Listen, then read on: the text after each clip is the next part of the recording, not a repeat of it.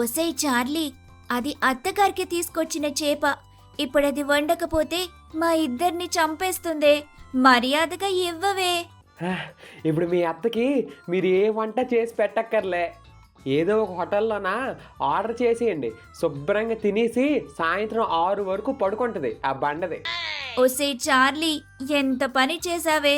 ఆమెకి ఇష్టమైన కూర వండకపోతే మమ్మల్ని ఇంక చంపేస్తుంది.